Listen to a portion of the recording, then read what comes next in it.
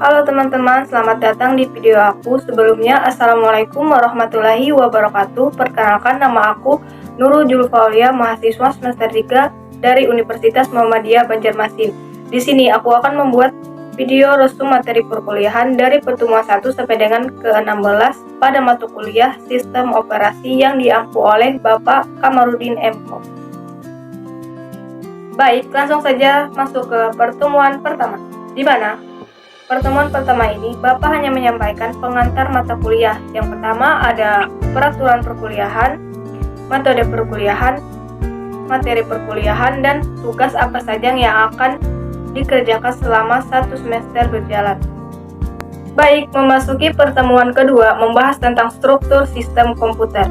Struktur sistem komputer terdiri atas CPU dan sejumlah device controller yang terhubung melalui sebuah bus yang menyediakan akses ke memori. Terdapat 2 komponen dalam sistem komputer, yaitu hardware perangkat keras dan software perangkat lunak. Hardware yaitu sumber daya untuk komputasi dasar yang mencakup memori, CPU, dan I/O device input/output. Sedangkan software terdiri dari atas operating system, application program, dan user. Lanjut pertemuan ketiga. Materi yang dibahas adalah sistem operasi. Sistem operasi adalah penghubung antara perangkat keras hardware dan perangkat lunak software yang memudahkan dalam pengelolaan informasi dan penyimpanan data. Memiliki fungsi sebagai memori manajemen, device manajemen, prosesor manajemen, dan file manajemen. Definisi umum dari sistem operasi adalah sebuah perangkat lunak yang mampu mengelola sumber daya dari software dan hardware agar dapat berjalan dengan baik serta memudahkan proses interaksi dengan pengguna atau user. Selanjutnya adalah pertemuan keempat. Materi yang dibahas adalah proses dan penjadwalan. Siklus hidup proses dimulai dari awal, yaitu di mana suatu proses dimulai. Yang kedua adalah siap. Di sini proses sedang menunggu prosesor yang akan ditugaskan kepadanya. Kemudian ketiga ada running. Ketika penjadwal OS menetapkan prosesor ke suatu proses, status proses diatur untuk berjalan dan prosesor mengeksekusi instruksi dari proses. Kemudian menunggu. Jika suatu proses perlu menunggu sumber daya apapun seperti masukan pengguna atau agar suatu berkas tersedia, proses tersebut memasuki status menunggu, kemudian dihentikan atau keluar. Proses dipindahkan ke kondisi berakhir di mana proses menunggu penghapusan dari memori utama setelah menyelesaikan eksekusinya atau dihentikan oleh sistem operasi. Selanjutnya adalah pertemuan kelima yang membahas tentang sinkronisasi proses. Tujuan dari sinkronisasi adalah untuk menghindari terjadinya inkonsistensi data karena pengaksesan oleh beberapa proses yang berbeda, serta untuk mengatur urutan jalannya proses-proses sehingga dapat berjalan dengan baik dan sesuai apa yang diharapkan. Masalah dalam sinkronisasi beserta solusinya. Yang pertama ada race condition, adalah situasi di mana beberapa proses mengakses dan memanipulasi data bersama pada saat bersamaan. Nilai akhir dari data bersama tersebut tergantung pada proses yang berakhir selesai. Untuk mencegah race condition, proses-proses yang berjalan bersamaan harus disinkronisasi. Selanjutnya adalah pertemuan ke-6 yang membahas tentang thread. Konsep dasar thread dapat dianggap sebagai jalur eksekusi terpisah dalam sebuah aplikasi. Keuntungan utama dalam menggunakan thread adalah peningkatan kinerja dan responsivitas aplikasi, terutama pada sistem multiprosesor. Manfaat thread yang pertama adalah peningkatan kinerja, yang kedua adalah aplikasi akan lebih responsif, dan yang ketiga pengurangan waktu respon, yang keempat pembagian tugas. Di sini ada jenis-jenis thread. Yang pertama adalah user level thread, dan yang kedua adalah kernel level thread. Selanjutnya pertemuan kedua. di mana pada hari ini mahasiswa menjawab kuis terkait tentang 3 materi.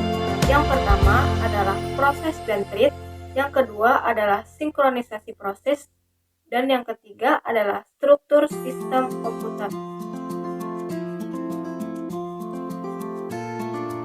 Pada pertemuan ke-8 dilaksanakannya adalah ujian tengah semester, di mana tugas yang diberikan adalah membuat video presentasi kelompok, lalu diupload ke YouTube, kemudian dikirim ke email Bapak, dan datang ke kampus hanya melakukan presensi saja.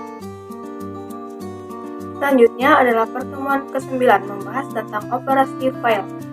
File adalah unit penyimpanan data yang digunakan oleh sistem komputer untuk menyimpan informasi secara permanen. File dapat berupa dokumen teks, file gambar, video, audio, atau bahkan kode program. Sedangkan operasi file adalah serangkaian tindakan yang dilakukan untuk membaca, menulis, membuat, menghapus, dan memodifikasi file dalam sistem komputer. Di sini aku akan menyebutkan 5 format file.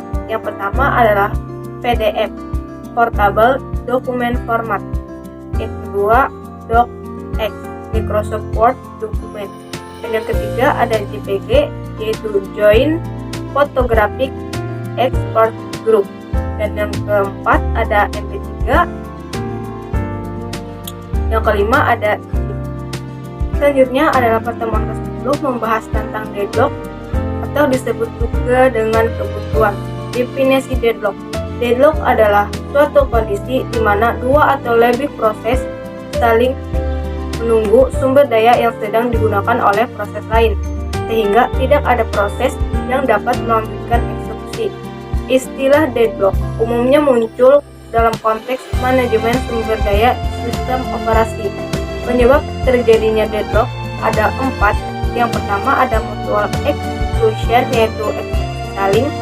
Setiap sumber daya hanya dapat digunakan oleh satu proses pada satu waktu. Dan yang kedua ada hold and wait, yaitu menahan dan menunggu. Proses yang telah dimiliki sumber daya juga dapat menunggu sumber daya lainnya. Yang ketiga ada no preemption atau tanpa preempasi.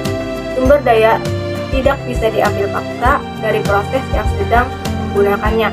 Dan yang terakhir ada circular wait, yaitu menunggu melingkar. Ada rantai proses di mana setiap proses menunggu sumber daya yang dipegang oleh proses selanjutnya dalam rantai. Selanjutnya adalah pertemuan ke-11, yaitu memory management. Definisi manajemen memori.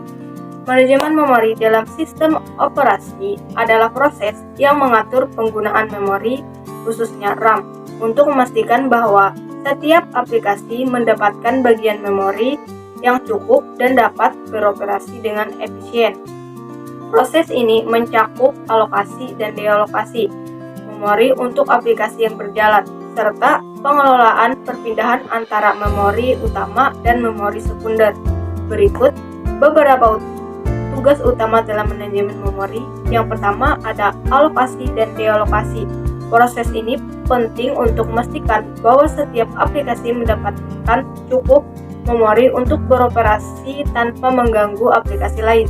Yang kedua ada optimisasi sumber daya. Melalui alokasi dan dealokasi yang efisien, manajemen memori berperan dalam mengoptimalkan penggunaan sumber daya sistem, meningkatkan kecepatan operasional, dan mengurangi pemborosan sumber daya. Dan yang ketiga ada pelacakan memori. Pelacakan yang efektif membantu mencegah kebocoran memori dan meningkatkan efisiensi aplikasi tersebut. Selanjutnya adalah pertemuan ke-12, yaitu membahas tentang virtual memory.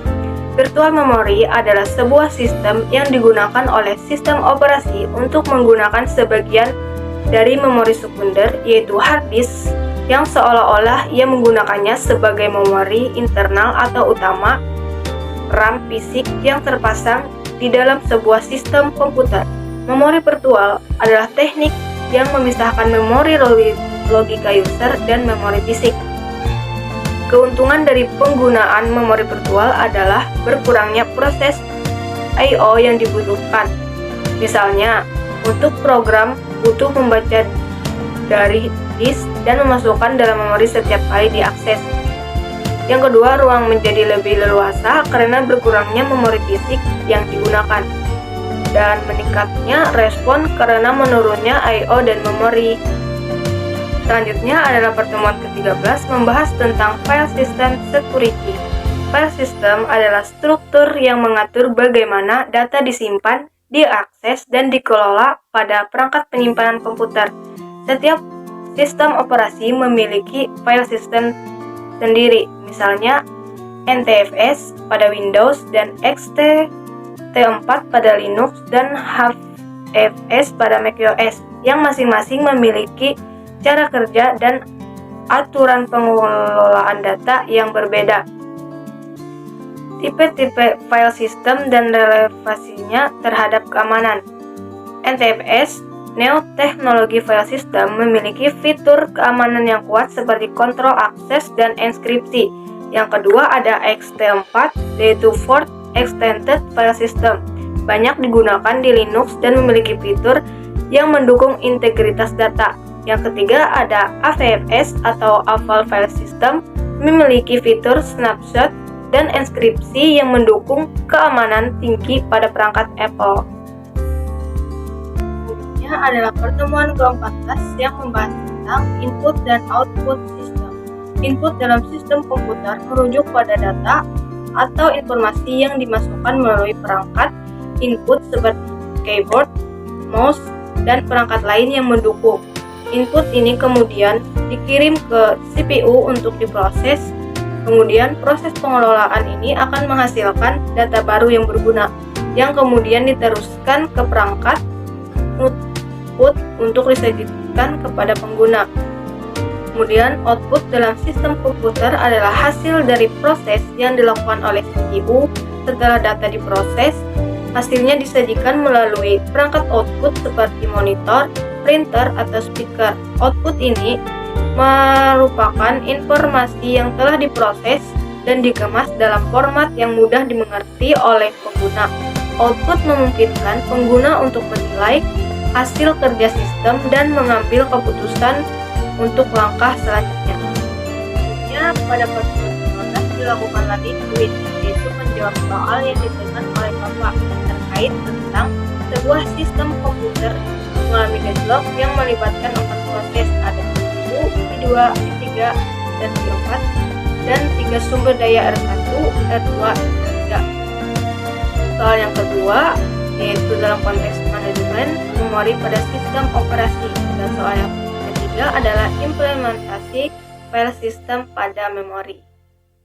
Pertemuan terakhir ada ujian akhir semester, di mana mahasiswa turun ke kampus yaitu melakukan presentasi karena tugas sudah diberikan, yaitu merosum makalah dari pertemuan 1 sampai dengan ke-16 dan membuat video presentasi dari pertemuan 1 sampai dengan ke-16, lalu diupload ke YouTube, kemudian dikirim ke email Bapak.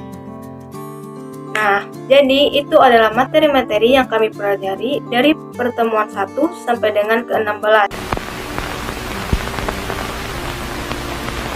Sekian dari aku. Wassalamualaikum warahmatullahi wabarakatuh.